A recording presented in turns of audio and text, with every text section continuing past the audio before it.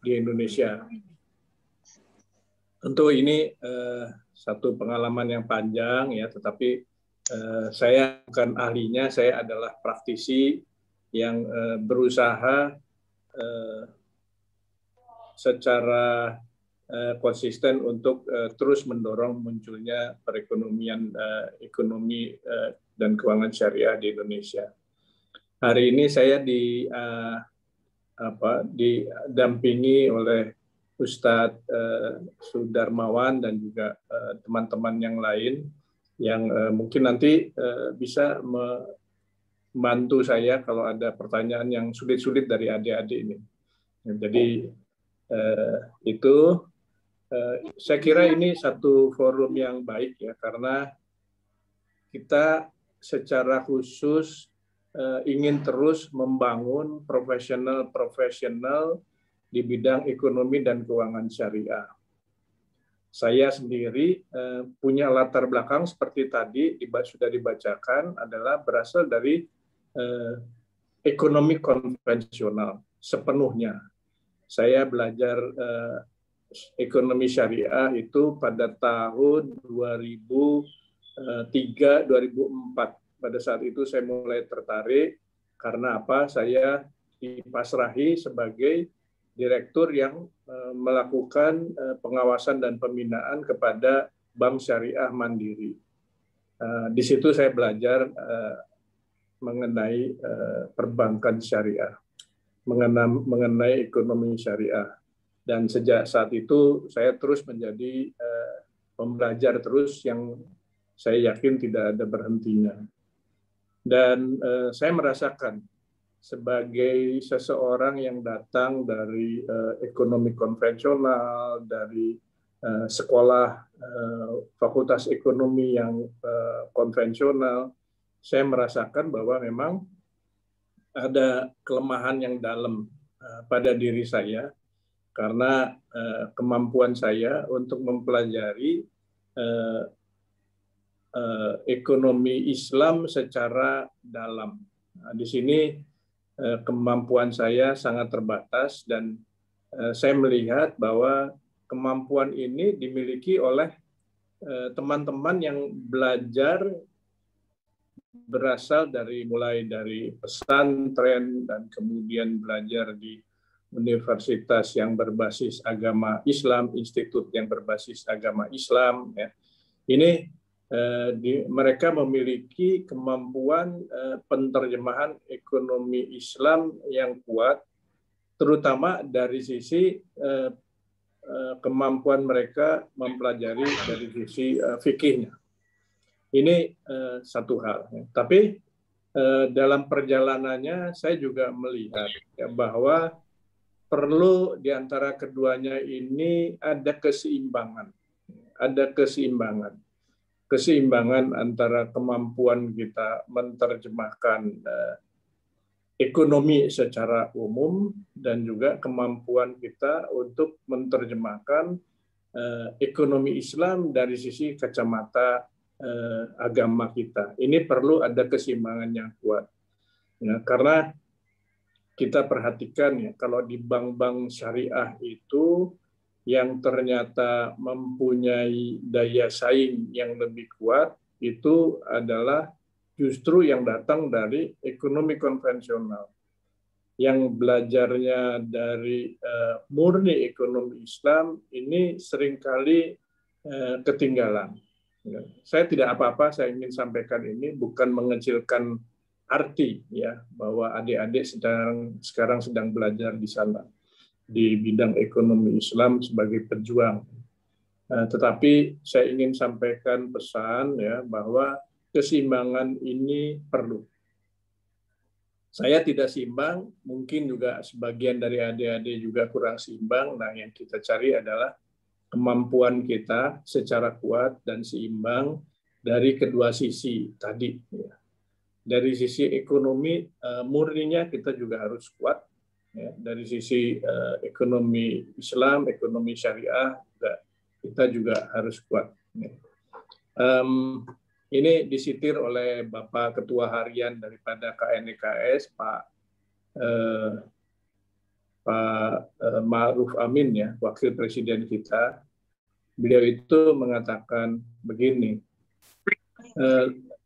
lebih mudah itu memberikan ilmu syariah kepada banker konvensional dibandingkan memberikan ilmu perbankan kepada para pejuang-pejuang ekonomi Islam kita. Nah, ini yang menurut saya kita perlu seimbangkan.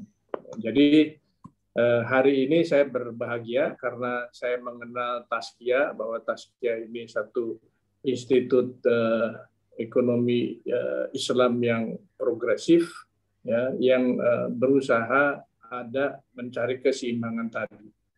Jadi ini satu hal yang baik, yang insya Allah adik-adik dan juga bapak-bapak dosen serta ibu rektor juga dapat memperkuat ini. Kenapa ini perlu seimbang? Ya, karena kita tadi bicara berjuang di dalam ekonomi Islam. Ya. Berjuang, saya mengartikannya tentu kita tidak mengangkat senjata, kita tidak melakukan tindakan-tindakan yang provokatif dan tajam, ya, tetapi berjuang dalam arti bahwa kita berusaha menjadi satu aliran ekonomi yang kompetitif, yang mempunyai daya saing, ya, dengan daya saing yang kuat daripada ekonomi Islam, daripada ekonomi syariah, maka competitiveness-nya itulah, daya saingnya itulah yang akan menyebabkan kekuatan muncul ya, di dalam ekonomi syariah. Dan daya saing itu muncul terutama dari pemikiran, dari tindakan, dari praktek-praktek para pelaku di dalam ekonomi syariah itu. Ya, jadi para pelaku ekonomi syariah, kunci nomor satu adalah memiliki daya saing. Memiliki daya saing. Daya saing mengenai apa nanti kita bicara. Daya saing mengenai apa? Karena tanpa ada daya saing, yang kita terus kemudian perjuangkan itu sesuatu yang mungkin akan sulit menyaingi ekonomi konvensional. Kita tidak bisa memungkiri bahwa di Indonesia ini kita masih hidup berdampingan dengan ekonomi konvensional. Ekonomi konvensional itu mempunyai porsi yang jauh lebih besar daripada ekonomi syariah. Ekonomi konvensional itu sudah berjalan ratusan tahun, ya, dan kemudian juga ekonomi konvensional mempunyai daya tarik yang lebih kuat bagi para pelaku-pelakunya. Sisi yang lain, kita juga tahu bahwa ekonomi Islam, ekonomi syariah, walaupun dia sudah berjalan cukup lama, tetapi secara formal dia baru dikenal dan juga baru diperjuangkan sejak mungkin mulainya adanya bank muamalah. Itu baru secara formal. Muncul undang-undang, muncul peraturan pemerintah dan sebagainya, dan akhirnya muncul sekolah-sekolah, pendidikan-pendidikan yang terkait dengan pengembangan ekonomi syariah. Kapan itu? Tahun 99. Ya, jadi berarti masih sangat muda. Bukan 99 ya, tahun 91 mungkin ya, itu Bank Muamalah. Ya, jadi relatif masih sangat muda. Jadi oleh sebab itu ya, di dalam mudanya ini, maka tadi keinginan untuk lebih bersaing harus lebih kuat. Harus lebih muncul, dan bukan perjuangan dalam arti fisik, dalam arti kata-kata, ya, tetapi satu perjuangan yang menyebabkan bahwa orang kalau berada di dalam ekonomi syariah, dia mendapatkan benefit-benefit minimum yang sama dibandingkan dengan benefit yang dia peroleh di ekonomi konvensional, tetapi tentu mendapatkan nilai lebih karena memasuki wilayah yang tata kelolanya itu sesuai dengan prinsip-prinsip agamanya. Nah, jadi ini ya, ini pembukaannya. Ya, pembukaannya buat saya itu kunci. Ya, seorang mahasiswa, seorang pejuang yang ada di dalam ekonomi Islam itu arahnya harus seperti apa? Arahnya harus bisa bersaing. Tanpa bisa bersaing, Anda coba daftar di dalam bank syariah, Anda mungkin nanti bukan mendapat tempat yang terbaik. Itu ya. Untuk bisa membuat bank syariah itu kuat, maka dibutuhkan para pejuang ekonomi syariah yang mempunyai kemampuan untuk bersaing. Nah, ini hari ini saya ingin sedikit menyampaikan mengenai apa saja sih yang terjadi di dalam dunia ekonomi syariah di Indonesia maupun di ekonomi global. Saya ingin singkat aja karena nanti Pak Sudarmawan, Ustadz Sudarmawan ini akan bagi nih bahannya kepada adik-adik sekalian, dan saya yakin banyak sekali bahan-bahan ini yang sudah disampaikan oleh bapak-bapak dan ibu pengajar di Institut Tazkiyah. Ya. Jadi saya akan cepat saja dan nanti tentunya saya mengharapkan satu diskusi, satu tanya jawab yang interaktif tentang apa saja, termasuk juga hal-hal yang mungkin kalau Anda ingin belajar kepada orang yang sudah 40 tahun ya bekerja di bidang perbankan maupun di yang lainnya, silakan juga ya. Tentu ada hal-hal yang positif, tapi banyak juga hal-hal yang kurang baik, yaitu nanti menjadi satu pelajaran. Yang baik teruskan, yang kurang baik jangan diteruskan. Ya, oke, silakan selanjutnya. Saya pengen pendek aja ini ya. Ada beberapa agenda ya. Yang pertama itu mengenai ekonomi keuangan syariah secara global, kemudian perannya daripada KNEKS. Jadi KNEKS ini jangan dibaca sebagai KNEX ya, karena KNEX itu kumpulan orang-orang yang ada di melayani penumpang di bis. Jadi kita apa saja yang dilakukan oleh pemerintah, dan kemudian di bidang pemulihan ekonomi juga mungkin ada sedikit perannya, dan peran daripada para milenial seperti adik-adik sekalian. Lanjut Pak. Jadi di bidang ekonomi syariah kita lihat ya bahwa dari tahun ke tahun ekonomi syariah size-nya itu secara global itu terus-menerus membesar ya. Baik dari sisi pengeluaran konsumennya maupun juga dari sisi keuangannya dan dari berbagai sisi ya, termasuk juga pengembangan makanan halal, dan juga ada yang terkait dengan travel dan sebagainya, itu semuanya sedang berkembang. Ini menunjukkan bahwa ini sesuatu yang mempunyai potensi ke depan baik secara nasional maupun secara global. Terus ya, saya nggak baca, dan kemudian juga di Indonesia ini juga perkembangannya cukup baik ya. Kalau kita berdiskusi dengan teman-teman yang berasal dari berbagai negara, Indonesia ini dianggap sebagai the sleeping giant, mempunyai potensi besar, ya, tetapi belum termanfaatkan dengan baik. Ya, dan sejak tahun 2019 perkembangannya semakin hari semakin baik, ya, di dalam rating juga semakin hari semakin baik. Ekonomi syariah di dunia ini, Indonesia tidak dianggap sebagai negara yang menjadi ancaman, ya, tetapi harapannya bahwa kalau Indonesia ini semakin baik, ratingnya juga semakin baik, maka itu akan menjadi penanda bahwa ekonomi syariah, ekonomi Islam di dunia itu bangkit. Ya, jadi kebangkitan daripada ekonomi Islam di dunia itu sangat ditentukan oleh Indonesia, karena Indonesia memiliki penduduk Muslim yang terbesar ya di dunia.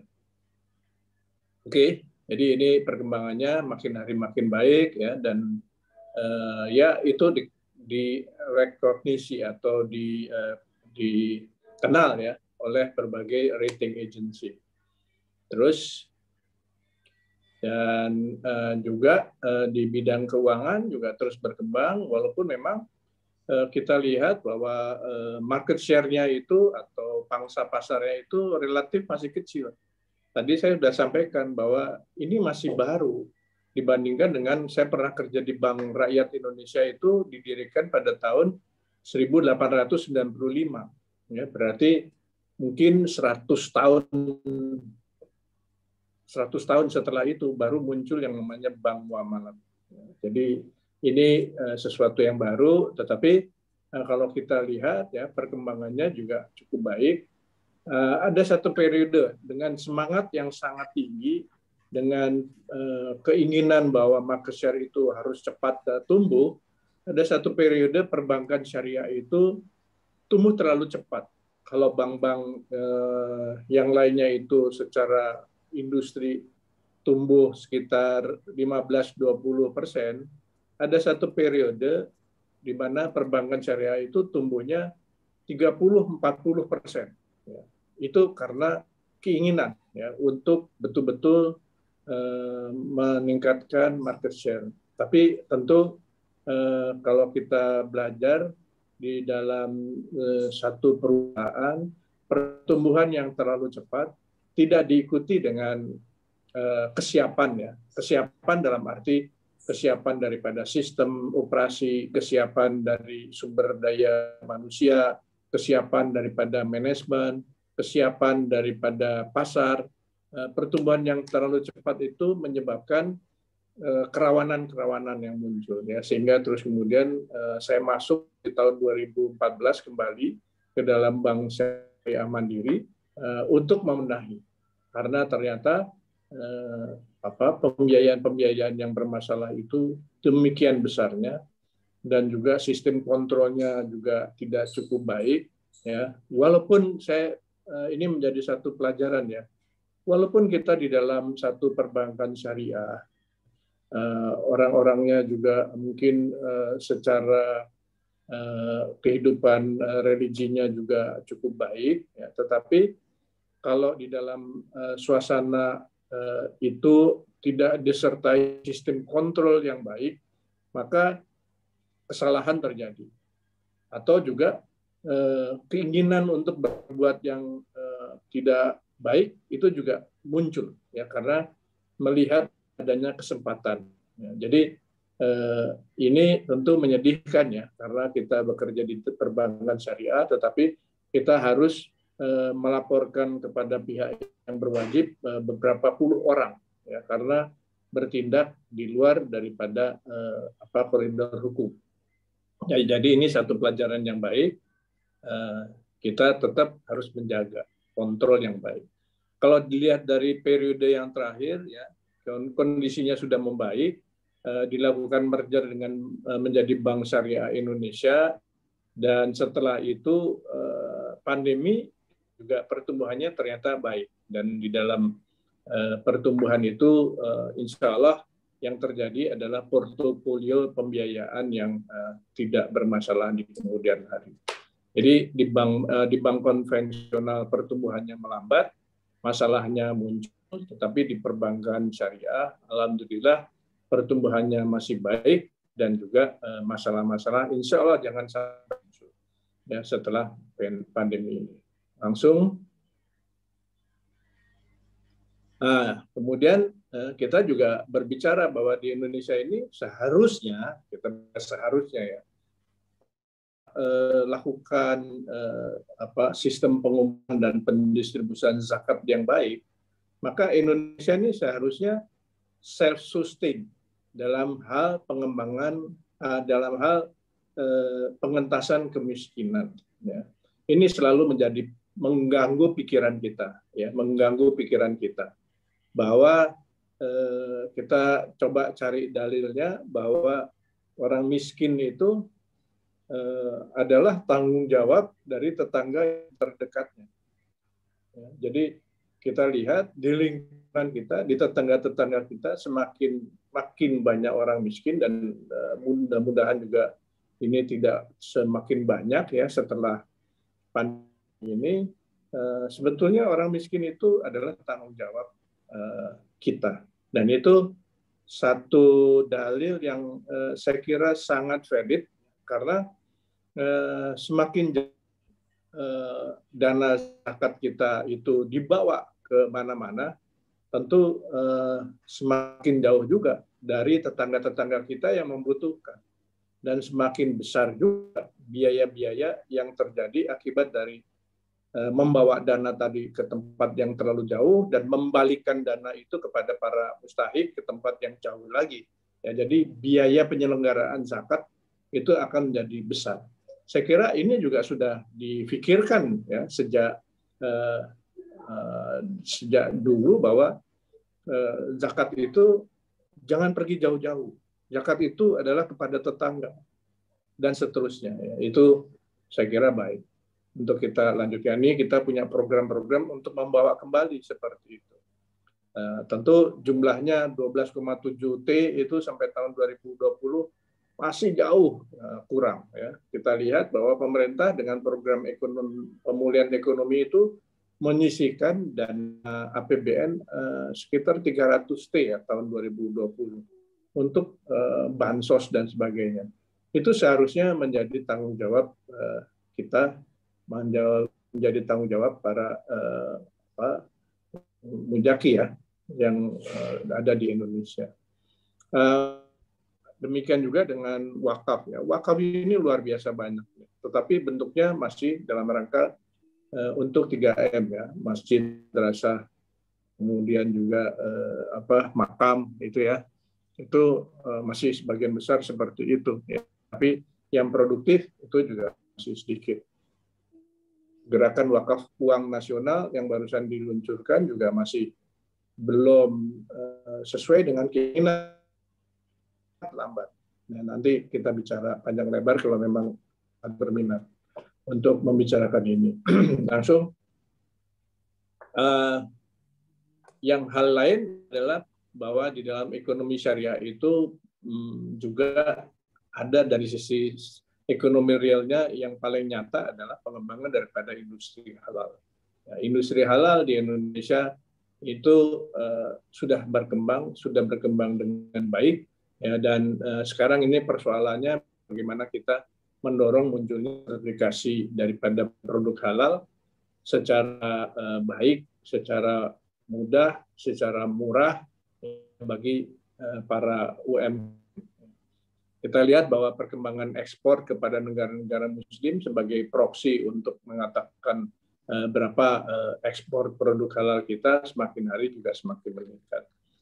Kita masih melihat bahwa pencatatan juga menjadi isu, ya, tidak semuanya produk yang sebetulnya itu dia adalah produk halal belum tersertifikasi dan belum tercatat sebagai ekspor produk halal Indonesia. Ini juga menjadi isu kita. Langsung,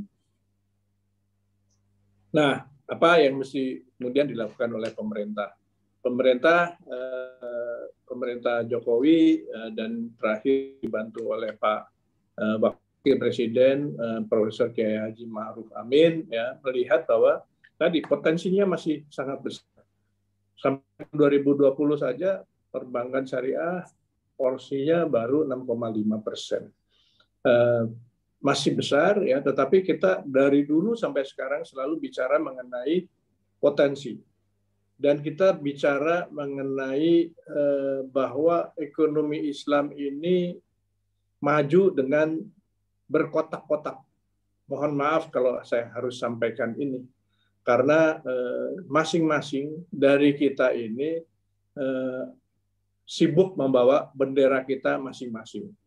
Nah, ini yang terus kemudian itu ekonomi kita harus membawa bendera merah putih. Ya, bagaimana supaya kita bisa mempersatukan semua semangat, semua upaya pengembangan ekonomi Islam yang sebelumnya itu tersekat-sekat, ya, ada sekat dalam bentuk ormas, ada sekat dalam bentuk mungkin juga partai, ada yang dalam bentuk kedaerah, ada sekat yang dalam bentuk kelompok-kelompok aliran. Ya, ini yang sekat-sekat ini kita usahakan supaya sedikit demi sedikit kita buka, ya, supaya gerakan kita itu adalah gerakan yang menuju kepada titik yang sama, menuju kepada satu tujuan kita bersama. Ya, karena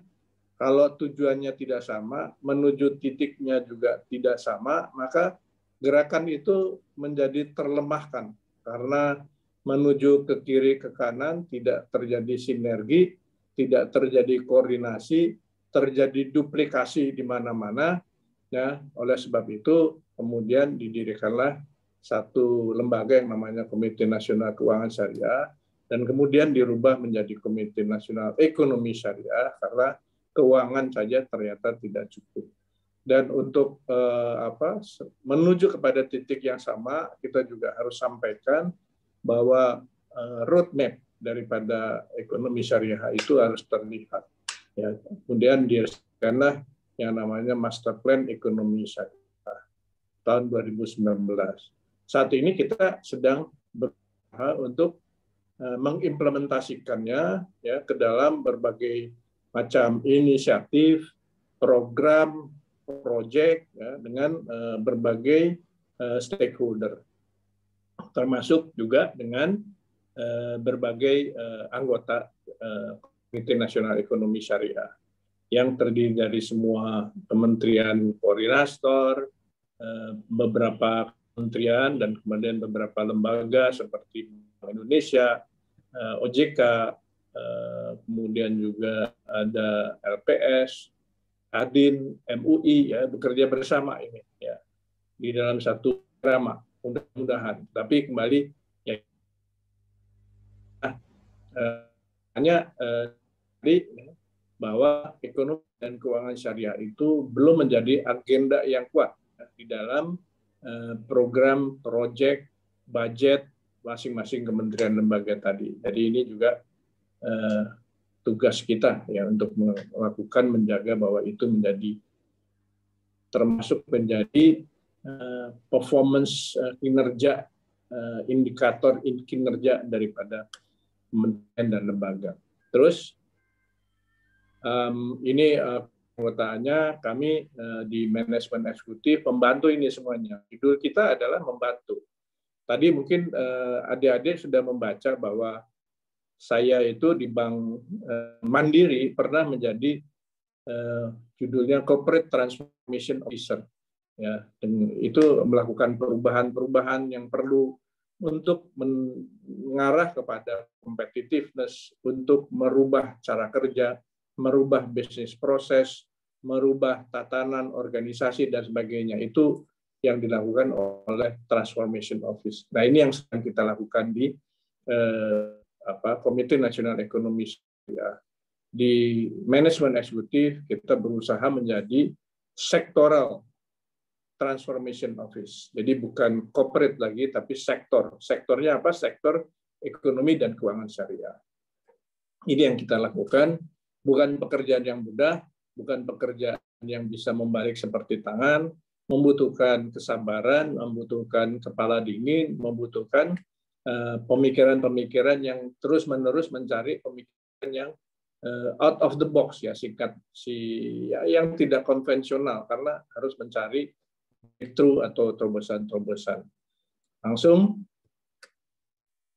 nah ini pekerjaannya nanti dibaca aja, tapi terdiri dari 4 ini amanat yang diberikan oleh Kepresnya adalah pengembangan dari 4 kelompok ya, kelompok pengembangan industri produk halal, industri keuangan, dana sosial syariah, dan juga pengembangan daripada pengembangan daripada usaha syariah. Terus, ya, nah ini master plan-nya, visinya kemana Indonesia menjadi negara yang madani, negara yang makmur, negara yang mandiri, ya, dan keinginannya visinya menjadi pusat ekonomi syariah. terkemuka di dunia. Ya, jadi prominent prominent pusat ekonomi syariah di dunia. Oke, ada beberapa pilar yang harus dikawal ya supaya ini terjadi. Terus, nah ini kita terjemahkan bahwa kita ini satu dengan yang lainnya tadi 4 ya mengenai yang pertama adalah mengenai keuangan, yang kedua adalah mengenai industri halal, yang ketiga adalah social finance, kemudian juga pengembangan infrastrukturnya ini, pengembangan daripada wirausahanya ini, satu dengan yang lainnya itu tidak terlepas berjalan sendiri-sendiri, tetapi satu dengan yang lainnya itu saling berkait.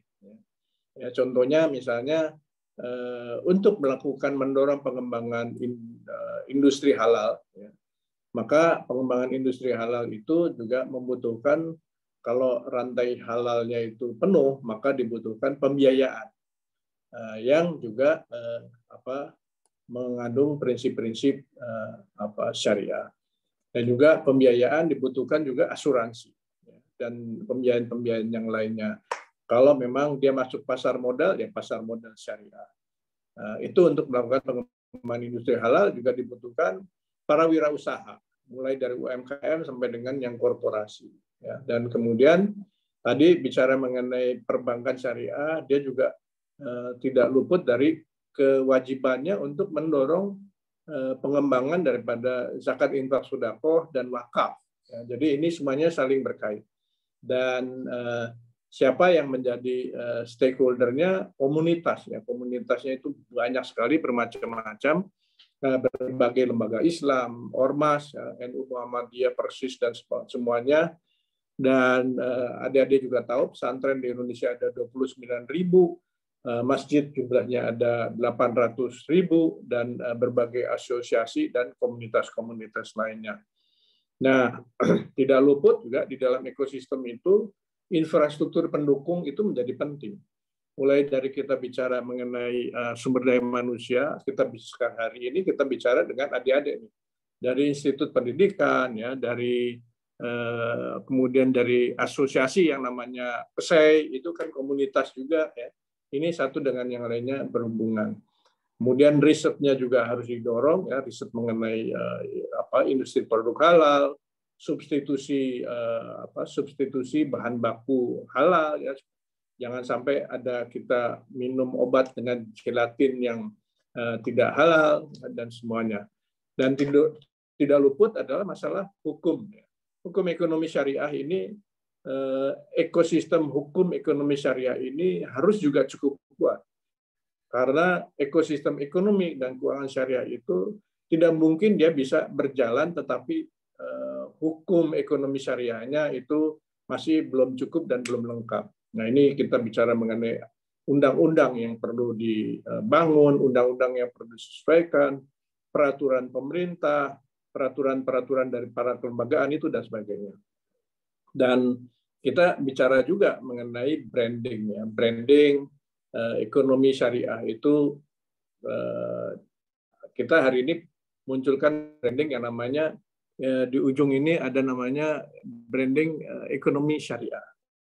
Itu harapan kita secara bertahap menjadi satu pemersatu, ya. Di antara tadi semua yang bersekat mempunyai bendera sendiri, mempunyai brand sendiri, tapi ada satu brand yang menyebabkan kita sedang bekerja di wilayah yang sama, yaitu brand ekonomi syariah. Mudah-mudahan juga ya KSEI itu juga itu juga terbuka, dipakai aja brand ekonomi syariah. Jadi kalau nanti bikin acara-acara selanjutnya, lah brand itu, ya, untuk menunjukkan bahwa memang kita sedang bekerja di dalam wilayah yang sama. Dan tidak luput tidak kurang pentingnya adalah soal digitalisasi. Ini semuanya ini sekarang kita bicara bagaimana satu digital syariah, ekosistem digital syariah. Kalau perbankan dan sebagainya itu sistem pembayaran itu kuat, ya, di dalam digitalisasinya. Tapi kita ingin mendorong munculnya platform digital yang lebih banyak lagi integrasi, kemudian membangun yang namanya. Kalau bicara mengenai apa itu ekosistem digital syariah, itu juga mungkin perlu 1 semester, 2 semester ya untuk teman-teman belajar. Nah ini pentingnya ya, kita mesti belajar nih soal ini. Bagaimana membuat ekosistem digital syariah? Apakah sub ekosistem digital syariah itu terdiri dari sub ekosistem halal, ekosistem digital sub ekosistem digital zakat, sub digital masjid, ekosistem digital BMT, ya, dan semuanya digitalisasi. Karena melalui digitalisasi yang baik dan terintegrasi satu dengan yang lainnya, maka pertukaran data, pertukaran custom, menyatukan produk itu menjadi lebih mudah di dalam ekosistem ekonomi dan keuangan syariah. Ini menjadi penting karena mengintegrasikan itu, maka ekonomi dan keuangan Indonesia ini mempunyai kesempatan, mempunyai tools, mempunyai alat untuk kemudian bisa bersaing secara kuat dengan ekonomi yang konvensional. Kalau kita tidak masuk ke dalam dunia ini secara kuat, ya, secara terintegrasi, terkoordinasi, maka ekonomi dan keuangan syariah ini akan selalu di belakang daripada ekonomi konvensional.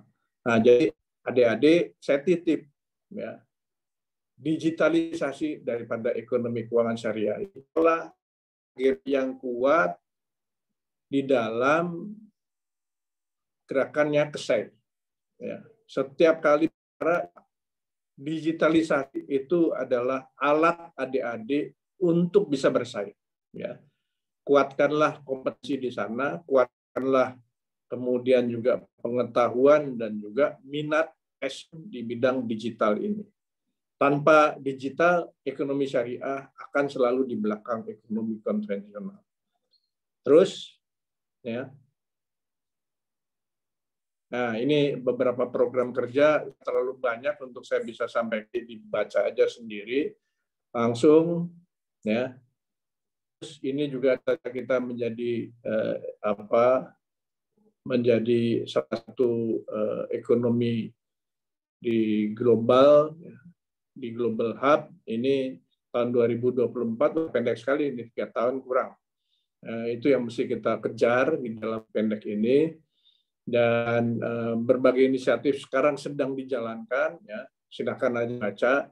Kalau mau magang, saya lihat dari Tasya banyak yang magang di KNDKS, terbuka, senang hati, ya, silakan ya belajar, melihat, dan kemudian merasakan mana yang menurut adik-adik ini yang paling penting. Terus, ya. Nah, ini 2024 temanya masing-masing, silakan nanti dibaca terus. Ya, ada beberapa fokus yang menjadi program kerja kita, ya. Ini ada beberapa inisiatif, silakan aja juga dibaca. Setiap minggu kita bicarakan, kita lihat progresnya seperti apa, di mana kesulitannya, dan seterusnya. Terus, nah, di dalam pemulihan ekonomi nasional, itu yang paling penting sebetulnya kita bicara mengenai transformasi perbankan syariah. Kita lihat betapa satu proyek berhasil dilaksanakan dengan baik adalah merger Bank Syariah Mandiri, BNI Syariah, BRI jadi Bank Syariah Indonesia. Sudah alhamdulillah sudah terjadi, ya, dan harapannya tentu dengan Bank Syariah Indonesia yang sekarang gasnya sudah 200 triliun lebih, menjadi bank yang nomor 7 Indonesia, menjadi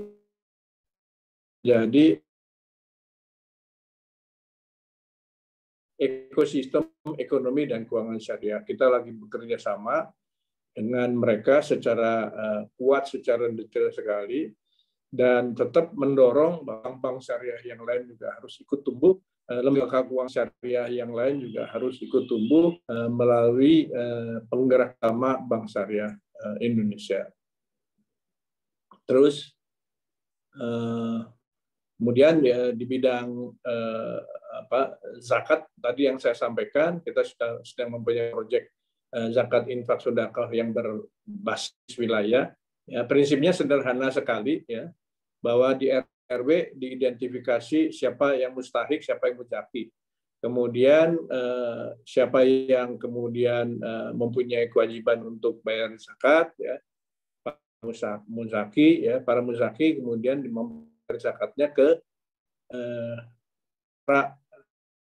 kesejahteraan rakyat di kelurahan, dikumpulkan di sana, kemudian diteruskan, distribusikan kepada para mustahik yang ada di masing-masing.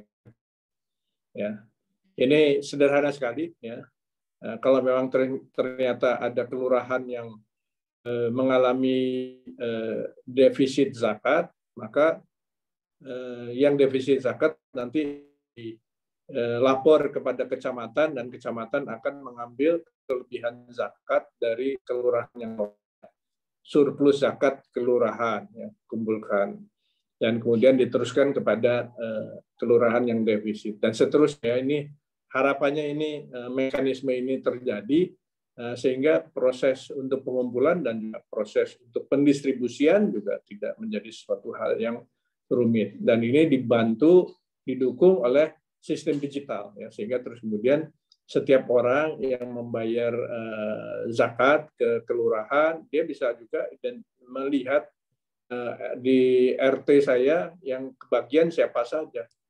Ini sesuatu hal yang kita harapkan harapannya tentu akan terjadi dalam waktu dekat, karena ini menjadi semakin penting dengan adanya pandemi. Semakin banyak tetangga kita yang menjadi kurang beruntung. Terus ini tadi, ya, soal digitalisasi, saya mau dorong lebih kuat lagi, ya, betapa orang itu bayar zakat gampang, melaksanakan keinginan untuk berwakaf juga mudah, ya, bekerja sama dengan beberapa bank syariah. Ya, kemarin kita baru saja rapat dengan Asosiasi Bank Syariah Indonesia, ASBISindo. Mereka sangat antusias untuk membantu, mendorong. Sebetulnya yang terbantu juga mereka juga, karena kalau mereka itu berhasil mengumpulkan zakat, berhasil mengumpulkan wakaf yang banyak, apa yang terjadi? Ekosistem ekonomi dan keuangan syariah berkembang. Kalau ekosistem ekonomi keuangan syariah berkembang, maka siapa yang mendapatkan benefit? Salah satunya ya perbankan syariah itu sendiri. Jadi itu terus lagi kita kerjakan, ya. Terus, ya, di bidang industri halal, ya, kita kerjasama dengan BPJPH, ya, Badan Pengelola Jaminan Produk Halal. Badan Pengelola Jaminan Produk Halal, BPJPH, yang seharusnya sudah melakukan proses sertifikasi tahun 2019, tapi belum jadi-jadi, ya. Nah, ini kita terus dorong, kita bantu, ya, supaya terjadi digitalisasi daripada sertifikasi produk halal. Next. Ya, ini sinergi ini yang harus kita lakukan, ya. Kalau kita lakukan identifikasi sinerginya demikian banyak, ya, satu tentu jalin. Misalnya ini sudah ada di sekitar kita, tapi persoalannya sebelum ini mereka itu berjalan sendiri-sendiri. Satu dengan yang lainnya itu tidak ingin untuk merangkai kegiatannya. Jadi tugas kita adalah melakukan rangkaian ini, menjahit, ya, inisiatif yang sudah bagus, sudah banyak, menjadi kesatuan di dalam ekosistem tadi. Terus, ya, jadi ini sinerginya, ya, semuanya kita ingin jalin, ya, tetapi memang ya nggak mudah, tetapi paling tidak saat ini hubungan networking itu sudah mulai terbangun dan sudah mulai merasakan bahwa kalau bekerja sendiri-sendiri itu tidak lebih cepat tumbuhnya dibandingkan dengan bekerja bersama. Terus, ya, nah ini kalau di milenial nanti mungkin kita bisa diskusi ya. Coba next, Mbak, saya lihat ya, milenial itu udah kita tahu jumlahnya banyak dan sebagian besar pasti itu Muslim ya, karena memang 87% penduduk kita adalah Muslim. Nah, milenial kalau kita lihat dalam perkembangannya seperti adik-adik juga sekalian, yaitu bahwa mereka itu kehidupan beragamanya jauh lebih baik ya dibandingkan dengan milenial yang dulu ya. Tapi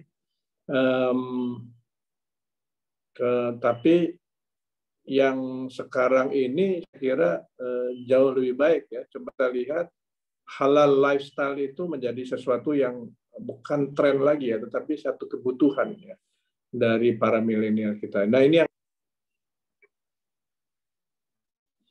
ada beberapa mungkin dibaca aja terus next.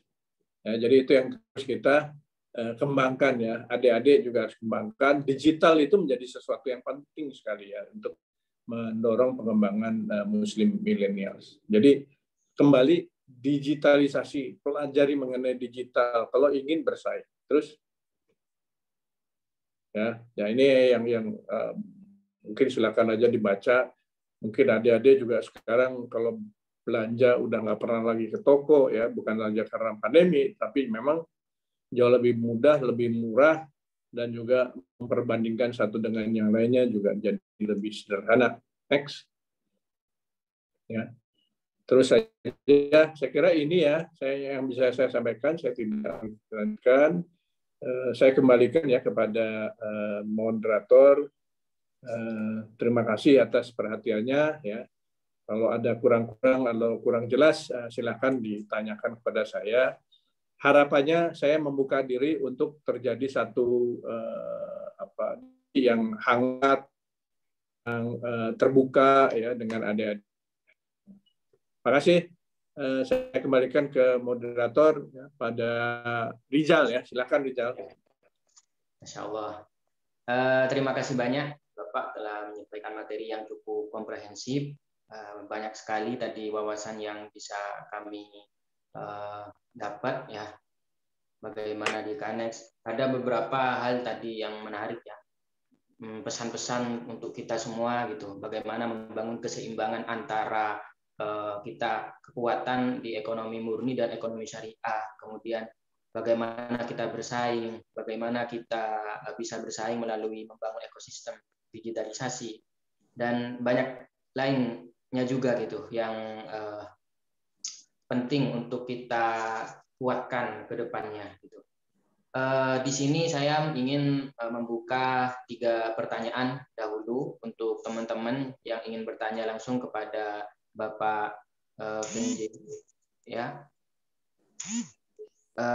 Untuk bisa melalui by chat atau bisa langsung unmute ya bila voice melalui raise hand-nya gitu.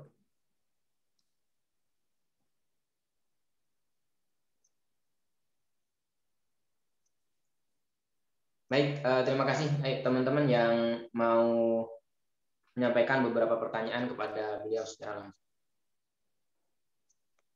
Mungkin Miftah, Pak, ingin bertanya.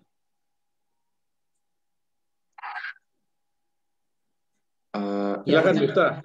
Izin bertanya, Boleh. Pak.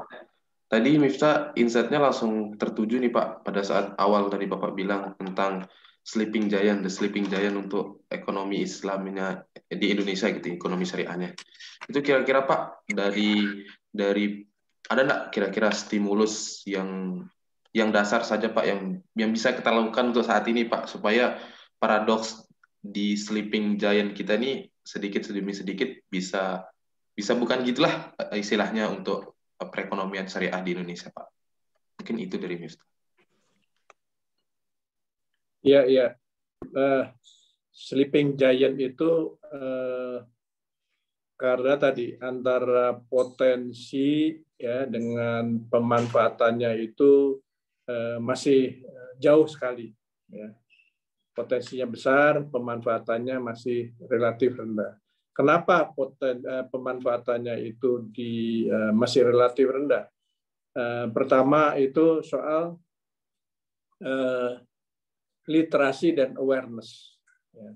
Kalau kita melihat survei yang dibuat oleh OJK Bank Indonesia itu dari 100 orang ditanya itu mungkin sekitar 10 aja yang tahu ya, perbankan syariah, mengenai ekonomi syariah. Walaupun kita beragama Muslim, ya, tetapi apa sih yang namanya perbankan syariah? Apa sih yang namanya ekonomi Islam?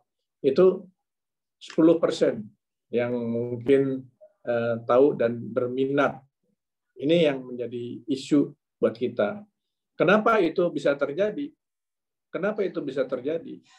Mungkin juga karena salahnya kita, bukan salahnya mereka, begitu kan? Salahnya kita yang pertama bahwa saya udah biasa kok berbank dengan BCA. Kalau saya berbank dengan perbankan syariah, apakah saya mendapatkan sesuatu yang lebih baik? Dari sisi syariah dijelaskan, mungkin itu nggak cukup. Ya. Lebih baik dalam artian, oh Pak, saya bisa bertransaksi dengan lebih mudah, saya bisa bertransaksi dengan lebih murah, produk-produknya lebih banyak, gitu kan? Pilihan produknya lebih banyak, dan jangkauan digitalnya itu kuat. Sekarang kita taunya kalau pembayaran itu lebih banyak pakai m-banking, ya.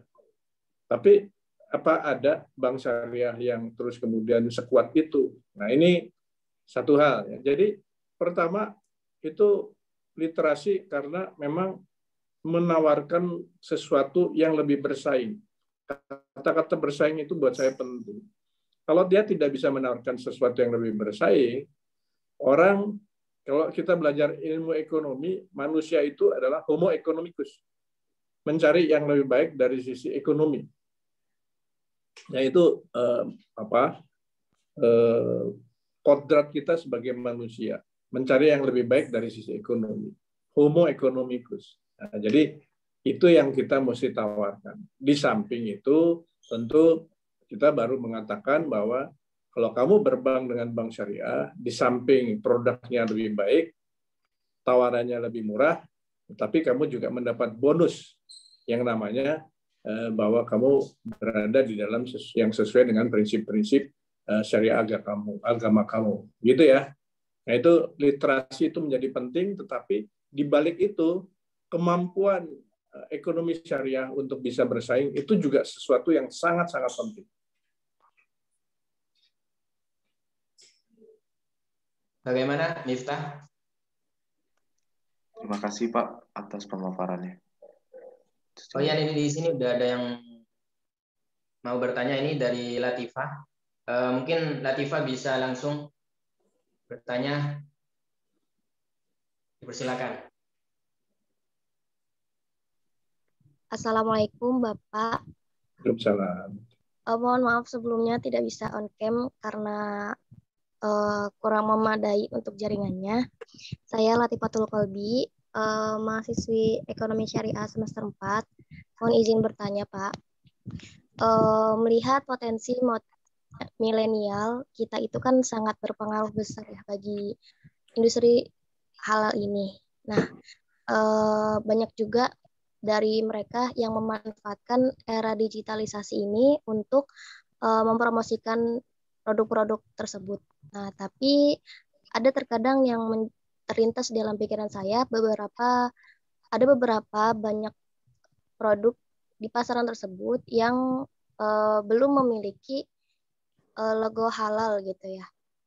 Sementara di sini mungkin kita bisa tahu itu halal tidaknya biasanya dari sertifikasi halal atau ada logo halalnya gitu. Nah, apakah semua produk yang tidak memiliki logo tersebut sudah pasti tidak halal, Pak? Gitu. Terima kasih banyak, Bapak. Ya, makasih Latifah ya. Ya, makasih Latifah, terima kasih pertanyaannya, bagus sekali. Saya juga tertantang ini untuk menjawab pertanyaannya Latifah. Ya, yang pertama, memang proses untuk melakukan sertifikasi halal itu sedang berjalan. Tadi saya sampaikan ya. Sementara ini sertifikasi halal itu dilakukan atas bantuan Majelis Ulama Indonesia ya, melalui lembaga yang namanya LPPOM ya, lembaga, saya lupa singkatannya, lembaga apa ya, nanti mungkin Pak Sudarmawan bisa bantu nih. LPPOM MUI, lembaga apa gitu ya, coba nanti. Jadi baru LPPOM MUI itu juga inisiatifnya LPPOM MUI yang sudah berjalan 30 tahun. Masang logo halal gitu. Tapi 30 tahun ini sangat-sangat berarti ya untuk mendorong supaya akhirnya negara juga harus masuk ke dalam proses sertifikasi halal. Tahun 2014 itu ada undang-undang jaminan produk halal. Harusnya 2019 itu sudah berjalan, tapi satu dengan yang lain hal itu belum bisa berjalan. Nah, sekarang pertanyaannya, kalau kita makan di restoran Padang, itu kita masih khawatir nggak? Atau kita makan di mana-mana, di warung-warung sekitar kita, khawatir nggak kalau nggak ada produk halal? Itu memang formalnya memang demikian. Ya. Tetapi kan kita sebagai individu juga mempunyai penilaian ya terhadap risiko ketidakhalalannya satu produk. Ya. Kalau risikonya demikian tinggi, walaupun dia itu ya kalau dia risikonya demikian tinggi, ya sebaiknya kita hindarin tanpa kita mengandalkan kepada sertifikasinya. Memang perlu waktu untuk dapat sertifikasi, ya. Tapi kita punya penilaian. Ya. Apakah produk ini paling tidak dia toyib, ya. Kalau kita yakinin toyib tapi belum ada sertifikasinya, ya insya Allah kita juga tidak salah ambil kesempatan. Ya. Jadi ini satu proses ini Latifah ya, tidak bisa segera. Nah kalau kita belanja di IG atau belanja di marketplace, Tokopedia atau di semuanya, ya kembali ya kita sementara menggunakan penilaian kita, menggunakan judgement kita. Walaupun untuk amannya kita juga bisa berbelanja di Tokopedia halal, di Bukalapak Barokah kalau nggak salah, Shopee Barokah, ya terus kemudian ada beberapa ya, pokoknya semua marketplace yang unicorn itu sudah punya halal sectionnya. Jadi untuk amannya belanja aja di situ. Ya, mungkin belum ada sertifikasinya, tetapi sudah dikurasi oleh para penyelenggara daripada marketplace itu bahwa ini sudah bisa diperjualbelikan di halal section. Kalau di IG belanjanya ya memang tidak ada yang kurasi, yang mengkurasi ya kita sendiri. Kita melakukan penilaian sendiri ya terhadap barang yang kita beli. Kalau kita ragu-ragu, ambil yang pasti. Kalau kita ragu-ragu, ambil yang pasti. Ragu-ragu ini halal apa enggak ya? Yang pasti nggak usah beli aja. Yang lain masih ada kok. Gitu ya. Gitu Latifah? Iya, Bapak. Baik, terima kasih banyak Pak atas jawabannya. Teman ini ada yang mau bertanya lagi? Dari bertanya? Baik. Suara saya sudah terdengar jelas? Bang Rizal? Jelas. Oke. Bismillahirrahmanirrahim. Assalamualaikum warahmatullahi wabarakatuh, Bapak. Assalamualaikum. Perkenalkan, saya Fahrul Rozi dari Manajemen Bisnis Syariah, dari Progres juga. Nah, saya ingin bertanya kepada Bapak tentang ya materi ini begitu ya. Nah, yang saya pahami dari awal saya masuk Tazkiyah dan bergabung dengan kelompok studi ekonomi Islam ini, saya meyakini bahwa ekonomi syariah itu kan memang core-nya adalah untuk pemerataan ekonomi dan kesejahteraan masyarakat gitu ya Pak. Nah, yang tadi saya sepakat sekali dengan pernyataan Bapak tentang bagaimana kita sebagai ekonom rebani atau yang memperjuangkan ekonomi syariah itu punya jiwa saing yang tinggi gitu, di mana kita bisa berinovasi, menciptakan platform-platform yang bisa mesejahterakan masyarakat. Goalnya ke sana, yang saya pahami begitu. Nah, yang tadi kita diskusikan, yang kita perhatikan bahwa kita bicara soal market share, gimana caranya ekonomi syariah ini menjadi the giant yang bisa meningkatkan pendapatan nasional misalnya, atau kemajuan ekonomi Islam dari perspektif negara gitu. Nah, karena dari tadi kita bicara tentang market share, nah saya ingin bertanya kepada Bapak, adakah upaya pemerintah khususnya KNEKS untuk meningkatkan maksud saya untuk mengintegrasikan seluruh aktor ekonomi syariah untuk meningkatkan kesejahteraan masyarakat begitu. Karena saya melihat banyak sekali instrumen-instrumen yang dikeluarkan oleh para aktor ini tidak mengarah kepada masyarakat, misalnya optimisasi zakat dan seterusnya begitu. Terima kasih, Pak. Baik. Terima kasih Pak Rozi ya. Pertanyaannya baik. Yang pertama mungkin soal mengenai kesejahteraan masyarakat tadi ya. Kalau kita membuat usaha yang baik tentu memberikan manfaat buat masyarakat, tetapi juga memberikan manfaat kepada diri kita sendiri. Ya, jangan lupa ya bahwa diri kita sendiri juga harus mendapat manfaat daripada usaha yang kita buat. Ya. Karena kalau tidak ada manfaatnya kepada diri kita sendiri, maka kita akan mempertanyakan keberlangsungannya atau sustainability-nya. Ya. Coba kita buka warung, ya, tidak memberikan keuntungan kepada kita, ya, maka warung itu akan tidak sustainable karena kita rugi. Kalau kita rugi, walaupun dia bermanfaat ya kepada lingkungan kita jual murah, terus kemudian lingkungan kita bisa ikut menikmati hidangan yang kita sajikan di warung itu, tetapi kita rugi. Nah, kalau kita rugi, kemudian kita tombok, satu saat mungkin kita tidak kuat. Sustainability-nya, keberlangsungannya menjadi tidak berjangka panjang. Itu ya. Jadi itu harus berjalan seiring. Yang namanya kesejahteraan masyarakat yang muncul akibat dari tindakan-tindakan kita, dengan kita berbicara mengenai keberlangsungan daripada tindakan-tindakan kita itu. Ya, jangan sampai tindakan kita itu bermanfaat buat masyarakat, tapi keberlangsungannya itu berjangka pendek. Ya, ini yang mungkin kita mesti jaga gitu, Fahrul ya. Nah, jadi kalau kita bicara ya mengenai tadi perbankan syariah. Perbankan syariah itu harus untung. Kalau dia tidak untung, ya maka dia tidak bisa atraktif ya atau mempunyai daya tarik ya, bagi para pemodal. Karena perbankan syariah itu butuh modal kan.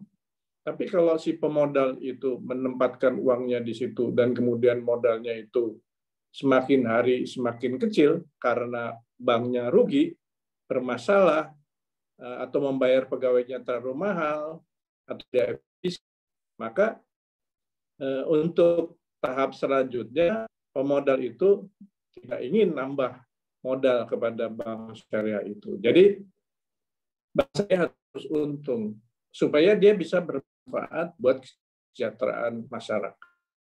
Nah, harus untung.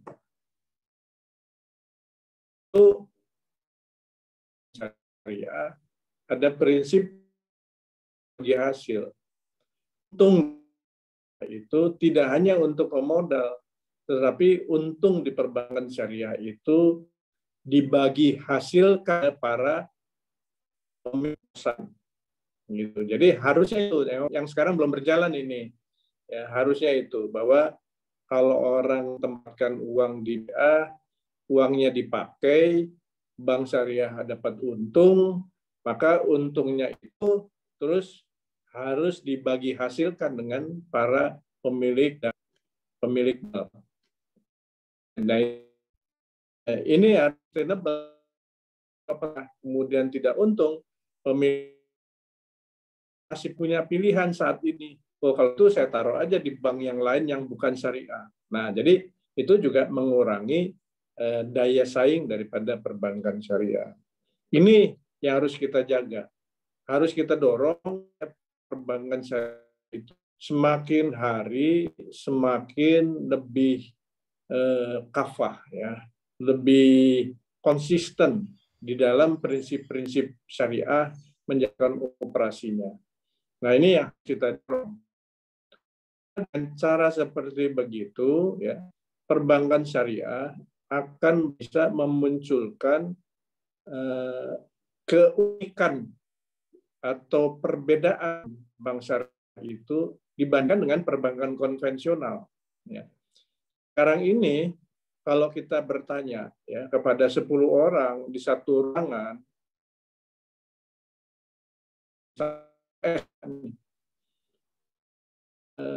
studi Islam magister manajemen tertentu, perbankan apa bedanya bank konvensional?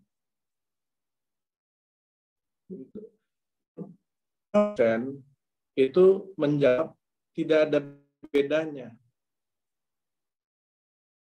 10% tidak ada bedanya. Nah, ini kan satu isu. Ternyata secara umum masyarakat itu masih mengatakan bahwa perbankan syariah itu tidak ada bedanya perbankan konvensional. Paling cuma beda yang tadinya perjanjian kredit menjadi akad pembiayaan. Terus kemudian produk-produknya menjadi produk yang diberi nama petik menggunakan akad-akad berbahasa Arab. Nah, ini harus kita dorong untuk menunjukkan lagi kan.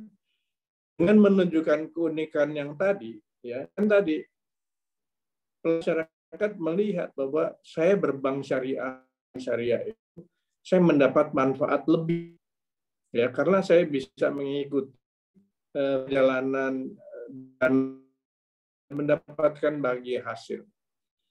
Nah, ini yang mestinya kita dorong. Cara seperti begitu, market share-nya juga makin hari makin meningkat karena lebih konsisten di dalam menjalankan prinsip syariahnya.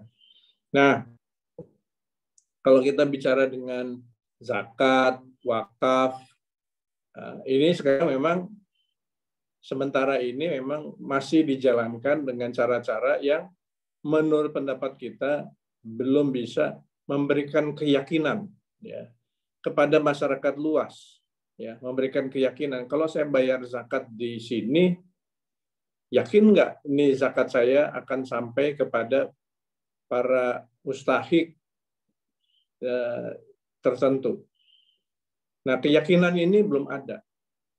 Wakaf juga demikian. Kalau saya simpan wakaf saya di perusahaan atau di nazir tertentu, apakah ini akan digunakan secara benar apa tidak?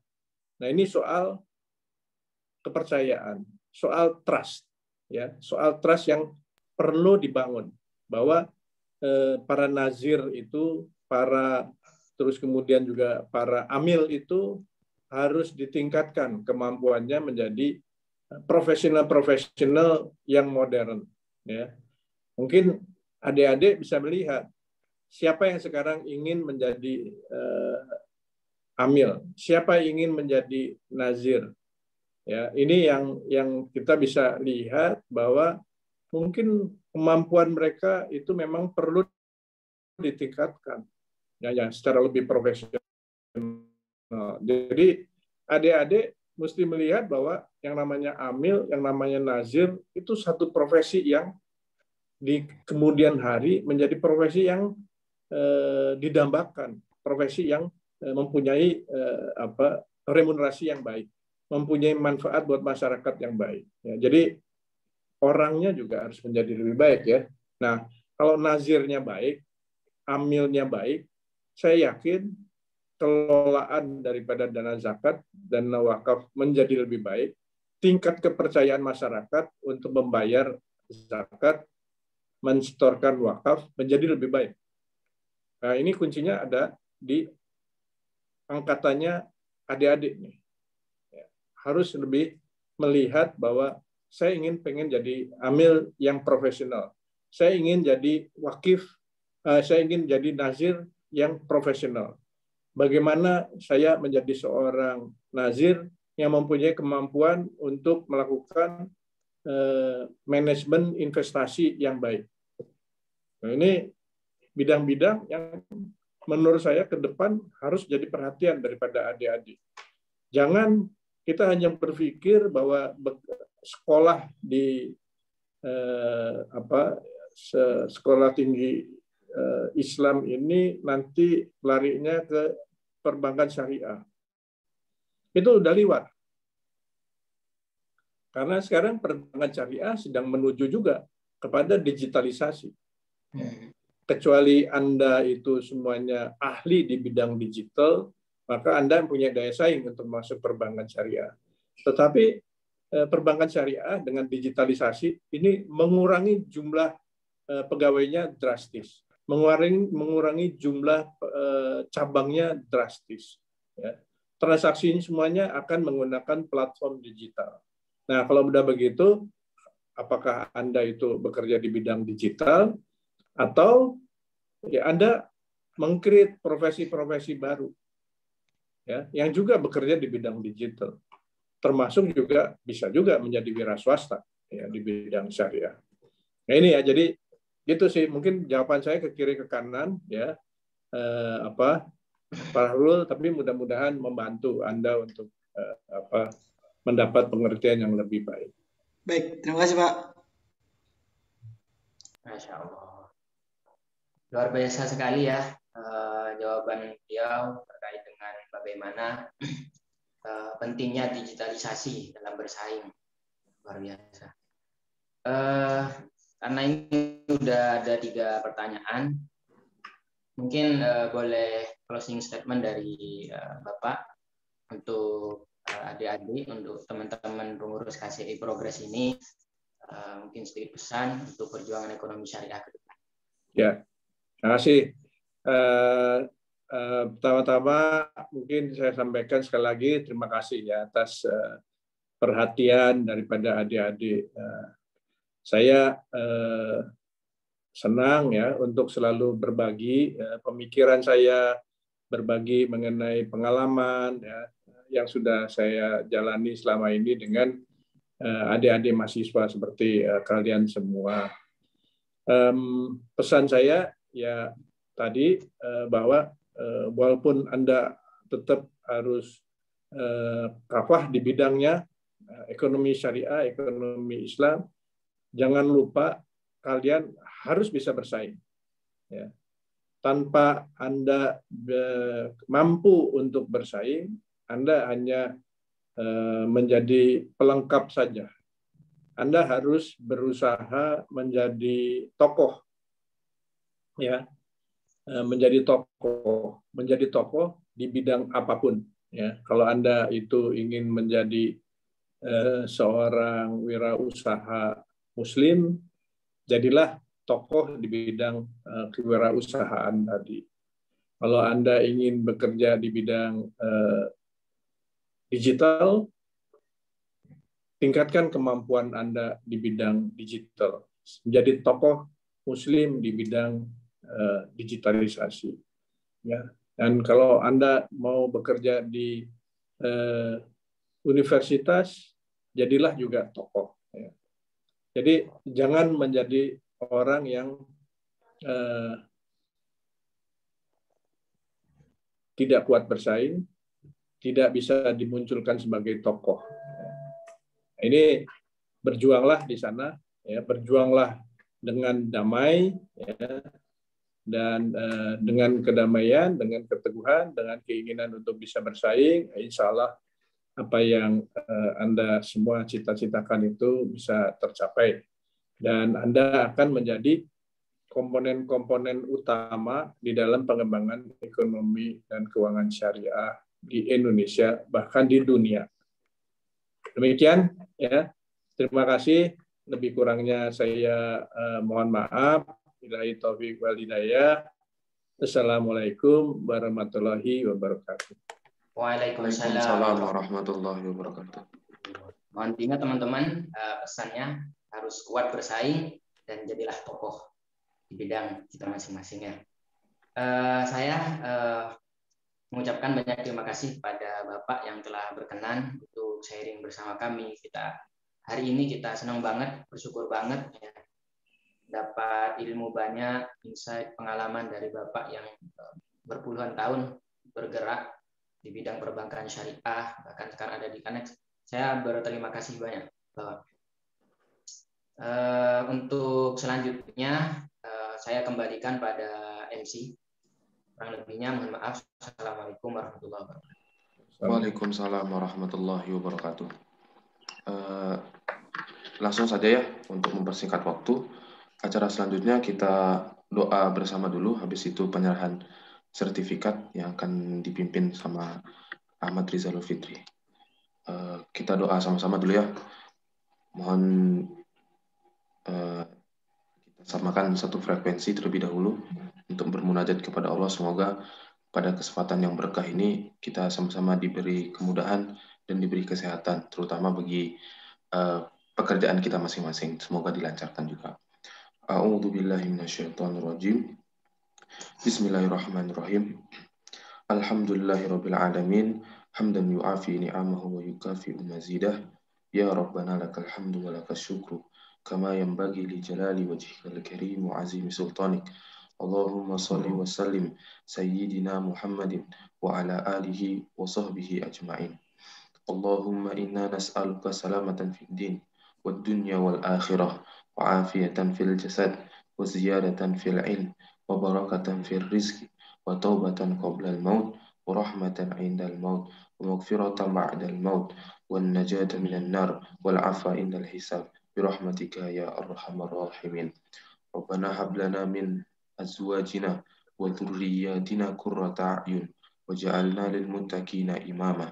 Rabbana auzi'na an nashkura ni'mataka allati an'amta 'alaina wa 'ala walidayna wa an na'mala salihan tardahu wa adkhilna bi rahmatika fi ibadika salihin. Allahumma ighfir lana dhunubana wa liwalidina wa limashayikhina wa li jami'il muslimina wal muslimat wal mu'minina wal mu'minat al ahya'i minhum wal amwat. Wa sallallahu ala sayyidina Muhammad wa ala alihi wa sahbihi wa sallam. Subhana rabbika rabbil izzati amma yasifun wa salamun alal mursalin walhamdulillahi rabbil alamin. Al-Fatihah.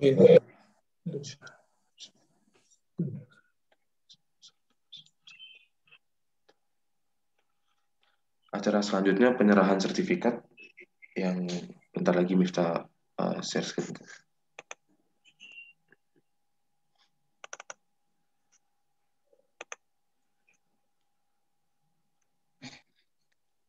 Baik, ini ada sertifikat Ustadz, buat Ustadz nih dari kami, mohon berkenan diterima.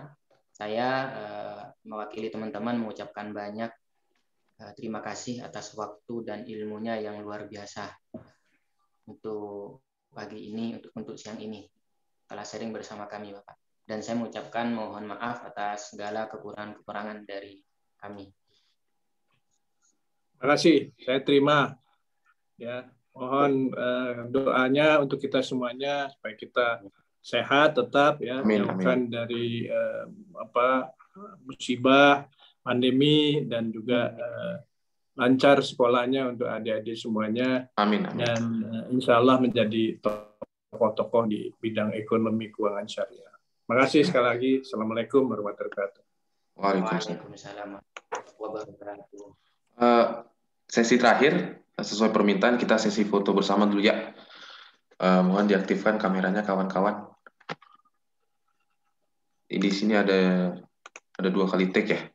Oke, ini yang slide pertama. Ini kita normal dulu ya. 1, 2, 3. Oke, bentar. 1 lagi. Jangan ada yang bergerak, jangan ada yang 1, 2, 3. Oke. Terima kasih banyak. Baik, terima kasih. Assalamualaikum. Waalaikumsalam. Terima kasih. Assalamualaikum. Terima kasih semuanya atas tamu undangan. Terima kasih semuanya. Terima kasih. Assalamualaikum. Teman-teman progres. Terima kasih Kak Bazari. Sudah Terima kasih Kak Bazari. diberikan channel ke beliau. Ya. Ya. Makasih Pak Sudarmawan. Oke, silakan live. Silakan. Jal, lo diem sini, Jal. Ji, lo diem, Ji. ini gue stop screen-nya. Bagaimana sih gue stop aja.